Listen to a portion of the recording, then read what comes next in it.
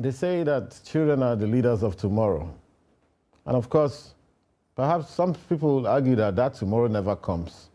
Well, today is the tomorrow of yesterday. And many children who have grown up in the past have now become adults, with many of them in leadership positions across the breadth of the country, whether in the public or the private sector. Of course, it is also agreed that any nation that wants to aspire towards greatness must invest in its children. But what is the state of education in Nigeria today? Of course, it's becoming almost a moot point that we have a huge gap to cover in our educational system. There's a lot of illiteracy in many parts of Nigeria. And of course, even the system that we're running presently, the 6334 system, seems not to be delivering the goods as promised. Which way forward in our country? Of course, we also have seen that there's a dichotomy now between, a huge dichotomy indeed, between the public schools and the private schools, with any self-respecting parent seeming to shove their children into private school at whatever cost it may be. In fact, of recent, of course, we've seen scenarios where some who believe they have the money would rather send their children abroad for primary school, secondary school, and what have you, not to talk of university. Joining us today to discuss the state of the educational system is Mr. Tunde Ikulamberu, an educator, of course, based in Ondo State, but presently in Abuja for a project. Welcome today. Thank you very much, sir. Right, so you heard the premise I tried to give. Everybody agrees that we have a problem with the educational sector in Nigeria. When people like us went to school in those days, we all went to public schools, and we were able to interact with children of the rich, children of the poor, coming together, mixing together. But it seems like things have changed these days. In fact, I wonder what's going on in the public schools. Or perhaps it's an illusion. Maybe some of the public schools are still doing pretty well, but we're just not looking at them. Or maybe because of the lack of patronage from a vast section of society, that itself is killing the public school system. What's your opinion on this? A lot has changed. A huge lot has changed. In fact, at instances when I have to discuss with people, I tell them that if I have any opportunity to be in any decision-making process, especially about schools, bringing back the unity schools with priority. Because I attended a unity school to Nigerian Navy Secondary School at Abeokuta, and the events we had yesterday, not jumping by myself, we had more than 15 of them attend. These are people that have been in school, that I was in school with more than 20 years ago. The bond, the fellowship, the camaraderie, all of those things are lost now. I feel it's not underestimated. I feel strongly that it's still a cultural change, and apart from that, a death in the level of seriousness in letting these schools thrive. Meaning that government is not investing in them, or what? Absolutely, lack of funding, training of the teachers, most importantly, educators. The major reason, one of the major reasons a parent will take his or her child out of a public school is probably when he or she finds out that a child cannot even, be at par with someone from a private school. So training of educators, having a curriculum that works, and also, making sure that things work generally. There are several things that have to be put in place that was in place back then that are no longer in place. What's going on with the unity schools per se? But I believe that unity schools, do they include the federal government colleges? Yes, federal government colleges. Okay. Most importantly, federal government colleges. I'm surprised that Navy is also a unity school. Yeah, I'll say it is a unity school because at the time when we wrote the exam, that was a national exam. You have exams into military schools. I categorize it as also a unity school. You have the unity schools, federal government colleges and federal government girls' colleges. You also have placement exam for state schools, state public schools. So you could have gone into military, into the Navy. Yes.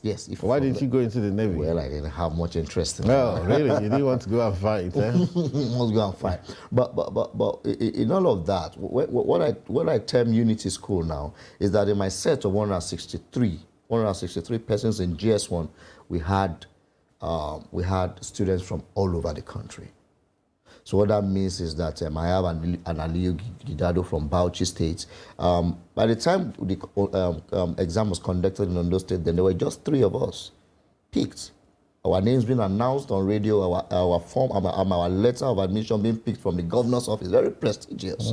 You understand that? So Unity School, you have an Adamu from Benue State, you have, all of those, the mix. At the end of the day, that gives the child a good, a holistic view of the country, just like what NYSC was initially, instituted to do. You understand? That's what Unity Schools are for.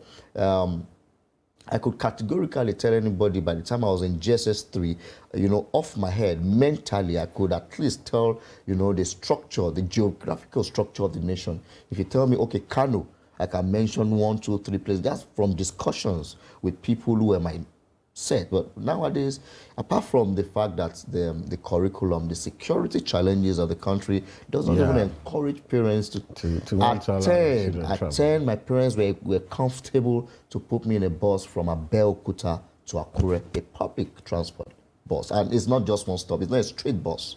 You have to get to Ibadan first, from Ibadan then to Akure. A 10-year-old child. You won't even try it out the 16-year-old now who is in SS3.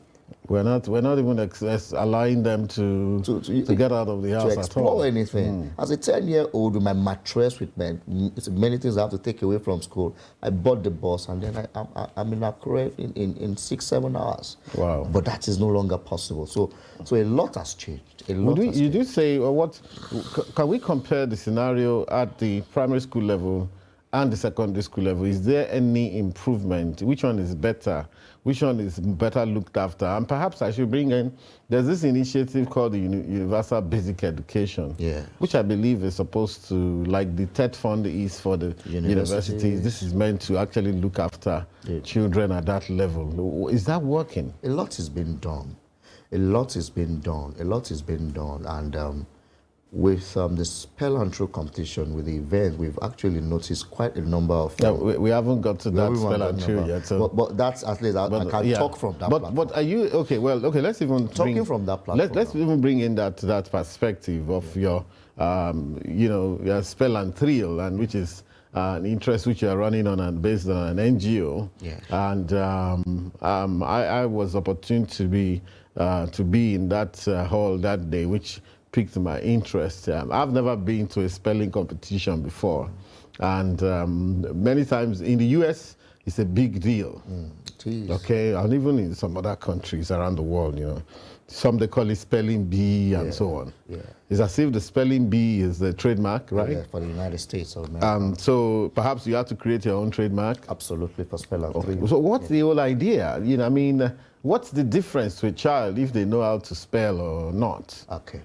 So the spelling competition, you were there the other day when we had that event. It's not just about putting words together, spelling. There are several things that the whole process, imputes in a child. One is the ability to thrive under pressure. Another is a platform to be able to show his or her diligence outside of the classroom environment, extracurricular activities. Yes, at the event, you see that we had parents, we had siblings of contestants at that event. That's to say that we had the whole family together trying to support the child, to thrive in this pursuit. So that's to let you know that apart from the classroom environment, the parents, the siblings, they're also involved in their person's educational pursuits. Outside of that, it also gives teachers rewards to look out for. Oh, this is my trainee, this is my ward going for this competition. There are a lot of things that does to the child. Apart from the cognitive, the cognitive enhancement that it does. There are several words that you'll be amazed that a primary school, pupil can spell. I was shocked. Yeah, you'll be amazed. And that's the only way they can know. No, but then again, I want to ask if people who know how to spell, has anyone kept a tab on them to find out if they become geniuses later on or something, or what happens to them? Did they just fizzle into society? Those who have won those competitions in the past. Now, and you've been on this since 2012. Yes. Okay, let me give 3 examples three examples of past participants who have actually shared their, their testimonies, as it were, concerning the competition. And it has to do with self-esteem accentuation of all of these contestants. Number one, in the 2014 edition, I still give kudos to the teachers of that student, Charles Ebebiri, who actually emerged champion. There's this new movie that I just saw, and then that brought back my memory to that child because he had a very noticeable speech defect. But do you all know that the child came out tops amongst more than 500 contestants across the state?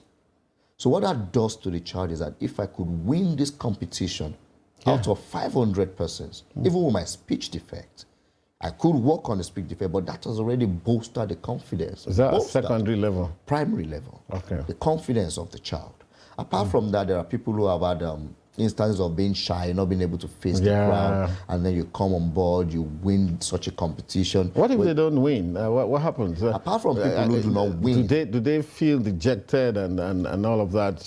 How do you manage that process? One of the things we do. And can they come back and contest again? Absolutely. Okay, let me give you the example of the ward that also won in 2016, secondary category. I don't know if I can mention names. Adewale Caleb, who is a final year student in the electrical engineering department in Federal University of Technology, Akure, right now, had participated in 2015, didn't emerge. In fact, got flunked out of the competition at the regional, at the senatorial district level, came back in 2016 and emerged state champion.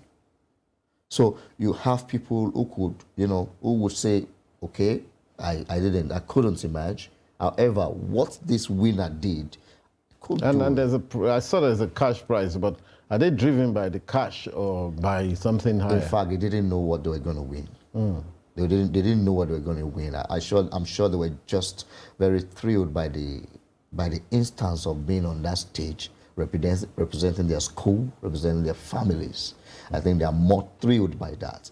Being able to show what they could give. Okay. We're going to take a short break now, and we're still discussing with Mr. Tunde Ikulamberu about the state of the educational system in Nigeria in general. Stay tuned.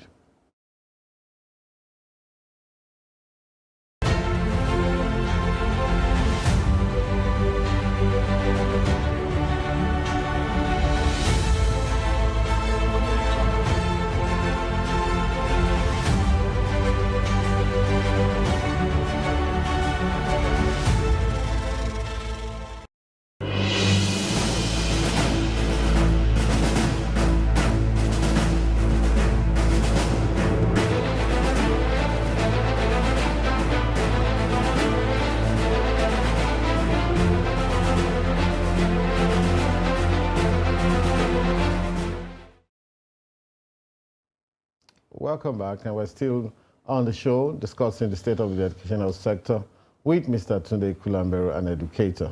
So, before we left, I wanted to know just how does or how can the project you're doing and the this idea of students knowing how to spell, how can it help the educational sector in general?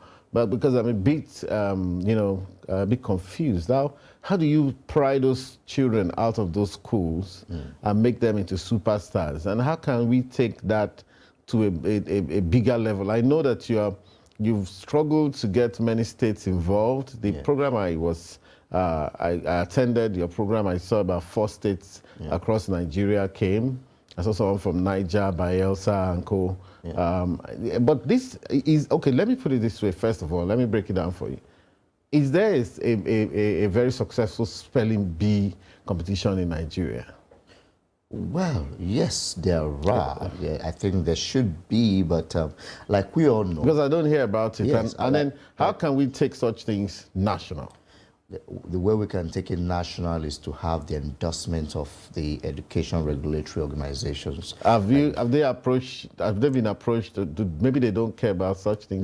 They do. At the state level. At the state level, yes. So I will just give an example with our own spell and throw competition, what we do or what we used to do until the time that we usually have bureaucratic bottlenecks, because we have a timeline.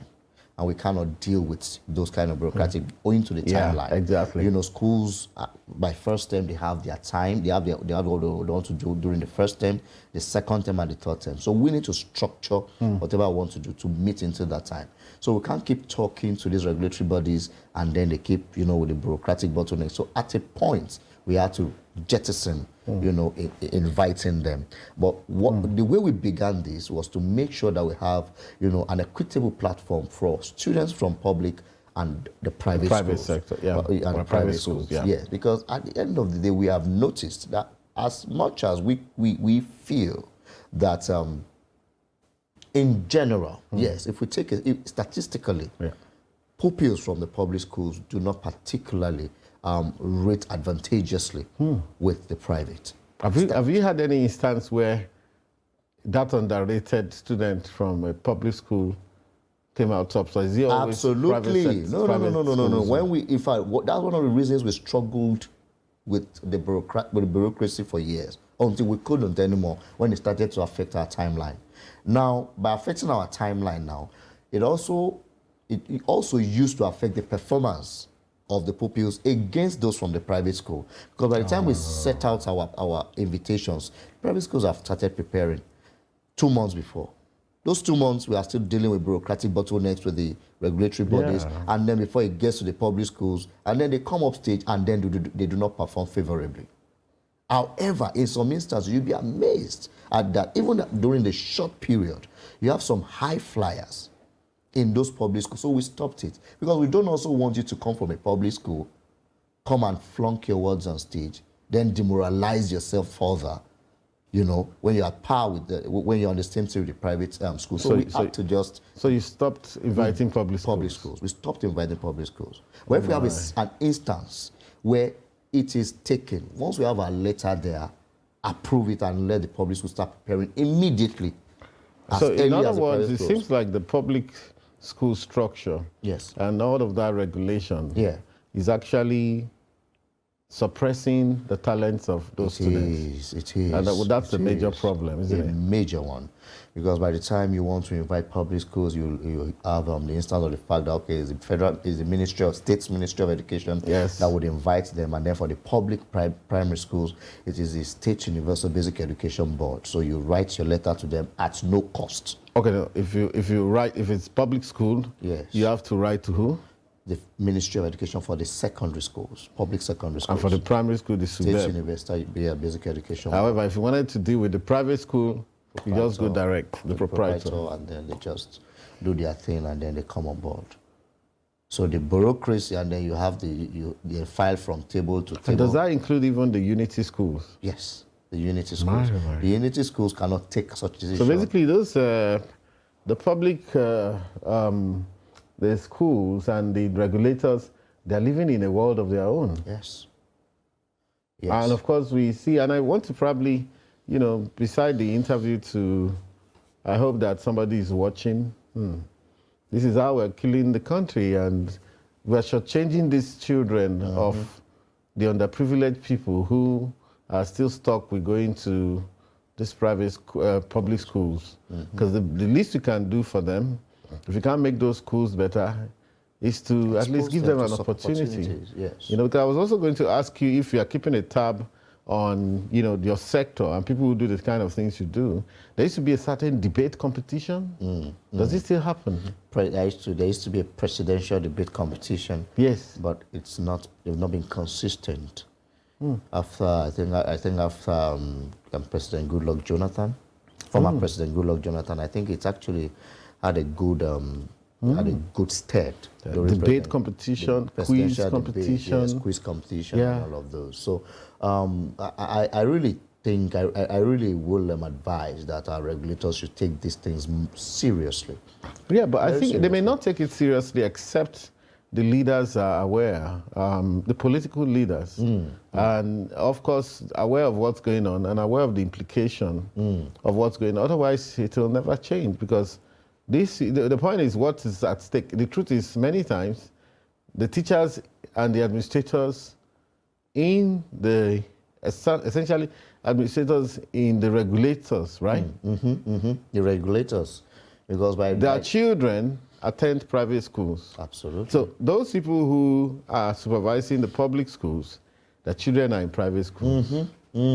And so what's in it for them to ensure that these other children... They have nothing to So, lose. I mean, it's a classic case of what in accounting we used to call an agency problem, where the interest of those who are managing the affairs is different from the interest of the country or the people who have employed them, which is the taxpayer. If they send their own children to private school, they have no need for them to ensure that the public school students have exposure. However, in our time, we had all of those, debating competition, quiz competition, and all of that. In fact, sorry to cut it short. During my secondary school days, there was a competition that has even gone extinct now. They call it impromptu speech. So what that means is that your school is invited, and then you will step up to the stage, pick a paper, and you're supposed to start speaking about that topic immediately, impromptu. So that takes a lot of poise, takes a lot of cognition. So essentially what we're doing is that we're creating a very classist society where, most of those who excel will come. We could have had more people excelling from the public schools, but they're just not giving that, because we're not talking about only ability to spell now. It's about poise. It's about leadership. Absolutely. It's about stage presence. Self-esteem. It's about self-esteem. Yes, because in your program that I attended, I saw a few instances. The children got emotional when they were eliminated. Some broke down and cried. I was like, wow, this is a big deal. Big deal to them. And of course, I used to think I knew words, right? But that day I heard so many words that I'd never come across before, even in the English language, and some of them were very long, and so I really admire those students who subjected themselves to that. And of course, those guys, we're talking of children of 7, 8 years old, in some instances, who aced all of those long words, even spelling backwards, which, well, I didn't know that they also do that, Yes, we introduced that. That's serious, So what's your advice in general to let's segment it to the public school and also to the private school? How do they get on board? Even the private school, I think that we're not getting enough traction on, even with the private schools. They need to be jumping on this and exposing their children. But absolutely. So what's your advice? And that's one. What's your advice, public, private? And I want to add one question in case you can deal with this. Is it that they're hesitant to put those children on those programs because it will interfere with their classwork? So, in terms of the public schools, let me just, let me take the last question first. We've not had instances of schools being hesitant owing to the fact that it will affect their class. Well, in fact, schools, for the spell and trick competition, the level of traction that we have gained in some states, some schools sometimes even withhold exams. They postpone their exams, generally, just for the spell and trick competition. Really? Absolutely. The emotions you saw on that stage yesterday is as a result of the level of preparation, level of sacrifices. There are students that came all the way from Ede in Osun State, flew by, some came by road, all the way from Ileoluji, Ondo State, all the way from Yenagoa in Bayelsa. So getting to the nationals, and then, so it takes a lot of, it's not extracurricular activities like the spell and trick competition is something that will go pari passu, side by side with classwork. In fact, aiding and assisting with classwork. So for the public schools, my advice is just for us to take out the bottlenecks. If there's a competition that you've approved the year before and we bring in a letter the subsequent year, let it fly quickly and let the students start to prepare, because we have preparation materials for them to, prepare with. We don't expect them. Or maybe the public schools aren't getting on board because they need to pay a certain fee. No. To the public schools now, even if there's going to be any payment, which we also have to abolish owing to the time it used to take, we had to now ask them for things that would have cost us some money. Okay, you have school halls, give us, instead of going to get good school halls, give us that instead of going to pay for a school, for a hall outside. So we say, okay, at no cost to your public schools. However, we would need some level of logistics from you, school halls majorly. So public schools do not pay directly. In fact, it is not allowed. At least in the states that we've been, it is not allowed for any public school to pay for such, because we still, at least to a good level, we operate a free education system. So the regulators are supposed to either pay or convert that to logistics. Any advice for the private ones? The private schools, jump on board. You don't have any bureaucratic bottlenecks. And nothing to lose for them, really. Nothing to lose. You have everything to gain. They're just building up those... Absolutely, everything. Perhaps the last question before we go. Do you think you can scale up what you are doing, first of all, nationally, yes, to get more people, more schools from everywhere? I know it's going to cost a lot of money, but maybe you want to find a way of linking them virtually or something, Thank you. Or also, do you think you can scale and broaden what you're doing to also include things like school debates, that challenges beyond spelling? Things like debates or quizzes or something or the other. Absolutely. So one of the things we had also done, we have done, especially to assure for quality control and for quality assurance, is that we now have an app. That's the Educan app. Oh, great. Yes, we have the Educan app, which we hope to keep upgrading. Educand. Educand. Just want to spell that. Yeah, EDUCAND. It's on Play Store. It's an app. You can get it on Play Store. You can get it on Play Store. So on Apple? Yes, on Apple and also on Google Play Store. Yes, you can get that, and then you can download and start preparing. Although for students or for interested contestants now, there would definitely be conditions. There will be conditions that they would have to surpass to be able to come on stage. But we want a situation where we can have such level of engagement with students and engagement with students, such that they can use that to practice. And then if you want to come on stage, why not? You need to double up for you to be able to come on stage. So that helps us with the virtual thing for us to get more people into it. Because the goal... Keep keeping on. That's as much as you can take today. Yes, I'll just encourage you to keep keeping on. This has to go national, if you ask me. If you like, it needs to go regional, West Africa, whatever, I'm sure if you keep doing what you're doing, some of these companies will notice and you'll get all the sponsorship you want. There's a lot of work, but we must continue investing in these children. Absolutely. Thank you for coming today. Thank you very much. Thank you for listening and staying tuned up till now. See you next week.